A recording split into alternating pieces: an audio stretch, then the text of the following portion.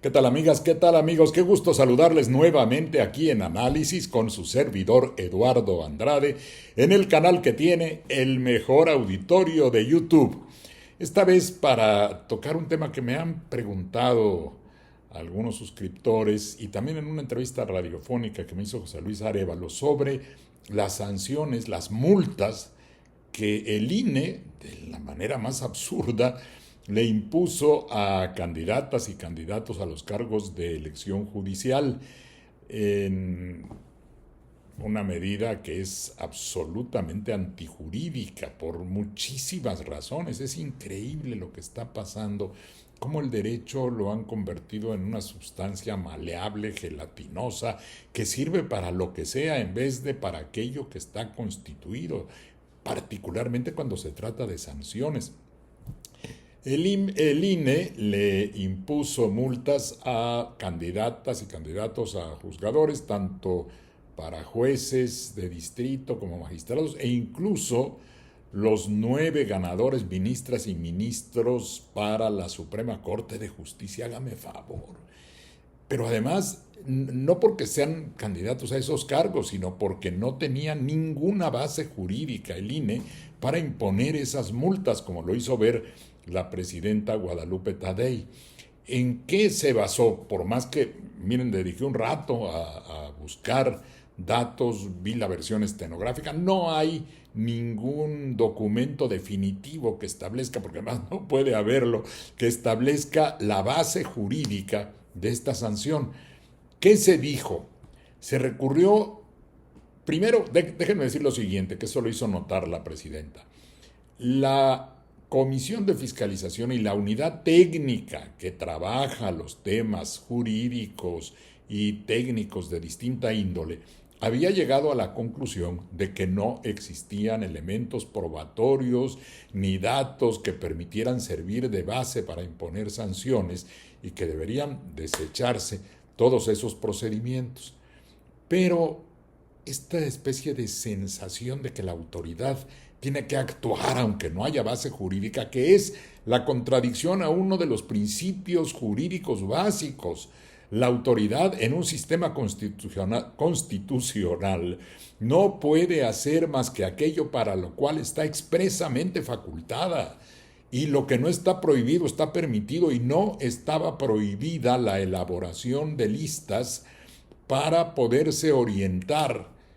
Teníamos que llevar una lista para saber. Yo previamente hice ese trabajo. Y si un grupo de personas lo hacía para poder distribuir este propósito una vez que se hubiera realizado un análisis de las carreras de cada uno de los aspirantes o cada una, bueno, pues podrían hacerlo porque además no se trataba de propaganda, dijeron que era una propaganda que se había elaborado, y para eso están las definiciones jurídicas. Déjenme decirle, hay una expresa, ya la perdí, ya lo tenía yo aquí, qué barbaridad. Bueno, déjenme ver si lo puedo reencontrar, porque había ya hecho la selección de lo que quería mostrarles. Primero, ¿qué es propaganda en términos de la Ley General de Instituciones y Procedimientos Electorales?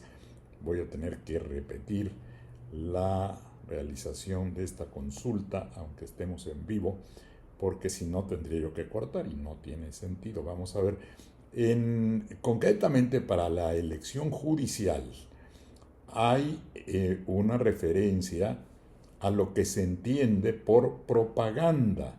Artículo, ya lo encontré, artículo 505. Dice, se entiende por propaganda el conjunto de escritos, publicaciones, imágenes, grabaciones, proyecciones y expresiones que difundan las personas candidatas durante el periodo, fíjese, que difundan las personas candidatas. Para imputarles la realización de propaganda, tendría que demostrarse jurídicamente que las personas candidatas han elaborado o emitido esas publicaciones, imágenes, etc.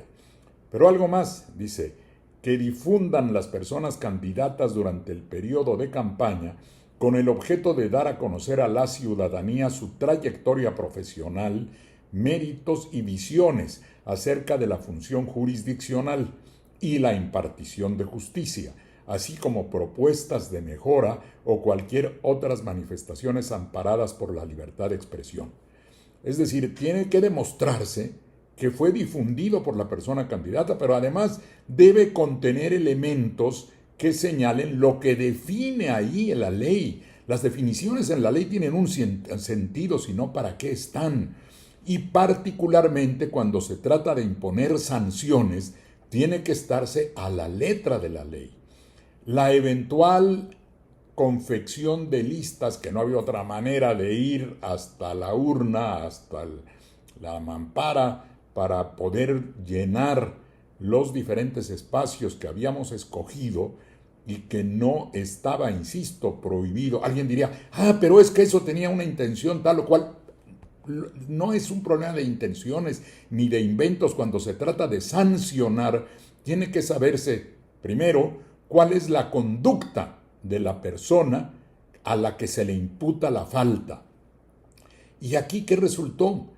Que supuestamente por una absurda jurisprudencia, con estos inventos de jurisprudencia también que ahora proliferan, se había señalado en una jurisprudencia numerada con 48 de 2024 que si había una propaganda, que no era el caso, que no se supiera su origen ni quién la había pagado, hágame favor, eso en una jurisprudencia, que de todas maneras generaba un beneficio indebido para los candidatos o los partidos, etc. Me puse a buscar, en todo caso, con qué sanción se había realizado ese propósito jurídico jurisdiccional que llevó a generar una jurisprudencia, porque una jurisprudencia debe surgir de una resolución de un conflicto concreto y de los criterios que ahí se aplicaron. Bueno, pues según lo que pude rastrear, no había ni siquiera un proceso sancionador que hubiera llevado a la imposición, por ejemplo, de alguna multa que sirviera de ejemplo. Era simplemente una consulta que se le hizo al tribunal, que por cierto no debe ser un órgano consultivo tampoco. Los tribunales no están para ser consultados, están para resolver conflictos, diferencias, litigios. Y ahí yo dije, bueno, vamos a ver en qué caso concreto se aplicó este criterio, de dónde surgió la llamada jurisprudencia, que son inventos que hacen, y también lo hacía la Corte, y esperemos que la futura Corte no lo haga, y el Tribunal Electoral debe dejar de hacerlo, a partir de una consulta, generar un criterio de aplicación general sin que se tenga ni siquiera la referencia a cómo fue el caso que dio lugar a ese precedente. Y entonces, por ahí alguien encontró de los consejeros ese pretexto para decir, aquí se obtuvo un beneficio indebido. Ellos mismos confiesan que no saben ni siquiera de dónde salieron esos documentos, quién los ordenó, quién los pagó. No se le pueden imputar a las personas cuya conducta se va a sancionar. Eso es lo más absurdo que puede haber, porque un castigo es por una conducta específica, eventualmente por una omisión que se omitió, una obligación que se hubiera tenido.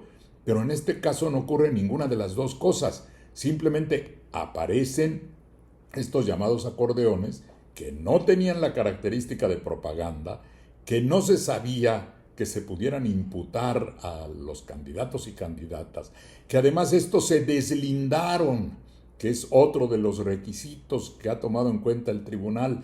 Decir, es que puedes obtener un beneficio, entonces deslíndate. Bueno, pues se deslindaron, y pese a que se deslindaron, escuchen esto que es una joya, déjenme ver también si lo encuentro aquí, el argumento que presentó el consejero Arturo Castillo, lo voy a leer, comillas: no es relevante tener claridad sobre quiénes pagaron en este momento los acordeones para definir si se trata o no de propaganda electoral de carácter ilícito. Entonces no es necesario tener ninguna claridad, pueden estar en la más absoluta oscuridad, no saben de dónde vienen, no saben cómo salieron, no saben si se pagaron o cómo se pagaron, no saben nada. Lo que saben es que eso es ilícito. Hágame favor, ¿qué clase de razonamiento es ese? El solo hecho, continuó leyendo, de que las personas beneficiadas por estos acordeones se hayan deslindado prácticamente en su totalidad de su producción, oigan esto, hace que automáticamente la ilicitud quede acreditada. Pues si uno de los requisitos que vienen de la misma consulta que se había hecho al tribunal es que la persona candidata se deslinde, es decir, que diga, oiga, yo no tengo que ver con eso, a lo mejor hasta lo están haciendo precisamente para perjudicarme, para generarme una posible sanción, ¿no? Yo no tengo que ver con ese asunto. Ah, esa es la prueba. Esto se parece a la Inquisición, ¿no? A que las brujas, si negaban ser brujas, pues era la evidencia de que estaba actuando el diablo a través de ellas. Muy cerca de esos razonamientos está el INE, ¿no? Es decir, se prueba la ilicitud desde el momento que tú dices que no cometiste el acto. Bueno, ¿de dónde puede salir una cosa así? Sigo leyendo. Dado que en esta elección está prohibido desde la propia Constitución la utilización de recursos públicos o privados distintos a los propios de cada uno de los candidatos. Bueno, se probó el uso de esos recursos. Ellos mismos están diciendo que no se probó. Entonces, ¿cómo es posible que de eso surja una sanción? Es un atentado a los derechos humanos, a los principios jurídicos básicos, al debido proceso, a los principios de que toda sanción debe derivar de una norma que especifique con toda claridad la conducta que se sanciona y que la pena debe estar indicada precisamente para la conducta cuya ilicitud se hubiere probado, lo cual aquí hay confesión de parte, relevo de pruebas, ellos mismos confiesan que no tienen ninguna prueba. Bueno, esto tiene que servir como un ejemplo. Primero, espero que se presenten las impugnaciones por parte de los afectados, porque si algo ocurrió a partir de eso, y que sí está demostrado, es que le causaron un perjuicio, no beneficios, y los están multando. Y luego otra barbaridad, decir que aquellos candidatos que no triunfaron, pues de todas maneras tenían un beneficio, pero era un beneficio menor, y que entonces la sanción iba a ser mucho menor. Si el beneficio era el criterio y si la persona evidentemente no se había beneficiado, pues entonces no había razón tampoco para imponer ningún tipo de sanción. Todo es un poner de cabeza al derecho los principios jurídicos fundamentales. No sé por qué, por un afán de protagonismo, por querer decir que no les gustó la elección y que quieren sancionar a como dé lugar. Yo espero, les decía, que el Tribunal Electoral corrija esta barbaridad y que los aspirantes a juzgadores hayan ganado o hayan perdido, que no se les puede de ninguna manera imputar la conducta que da lugar a las multas que les impusieron o sanciones en el caso de los que no triunfaron. Bueno, que el Tribunal Electoral corrija eso, que haya una impugnación de parte de las y los afectados y que quede claro que no es posible establecer un precedente que consista en sacarse de la manga auténticamente la conducta a sancionar y luego la sanción a imponer, porque no había ninguna relación tampoco entre el supuesto beneficio y la aplicación de una multa que no está prevista claramente como una sanción para una conducta que es inexistente. Vamos a ver qué es lo que ocurre. Ojalá se corrija esta situación, que haya impugnaciones y que el Tribunal Electoral pueda enmendar su propia jurisprudencia, que es algo totalmente absurdo, y que se evite que se repitan situaciones tan anómalas y contrarias al derecho como la aplicación de estas multas. Es todo por hoy, muchas gracias por su atención, hasta la próxima.